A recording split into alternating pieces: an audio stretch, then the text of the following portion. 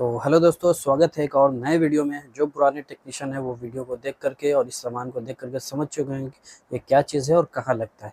लेकिन जो अनजान टेक्नीशियन, नए टेक्नीशियन है, आजकल मार्केट में उतरे हैं, उनको भी तो सिखाना हमारा ही फ़र्ज़ है। तो उनको मैं बता देना चाहता हूँ कि इसका नाम है बुश ब्रैकेट और ये ब्लोवर में लगता है। इंडोर में एक तरफ मोटर रहता है और दूसरी साइड जिस चीज़ पर मोटर रोटेट करता है वो इसी चीज़ पर टिका हुआ रहता है और इसी पे मूवमेंट करता है, जो कि ब्लोवर मोटर का शाफ्ट जो है इस चीज़ पर रन करता है।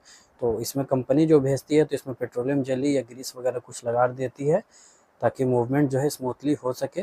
लेकिन वक्त के साथ 5 साल 8 साल के बाद ये ग्रीस सूख जाती है तो नॉइज़ क्रिएट होता है जिससे कस्टमर इरिटेट होते हैं। तो इसमें जो है पेट्रोलियम जेली ग्रीस वगैरह लगा कर जो है मैं प्रॉब्लम को सॉर्ट आउट कर दिया हूँ।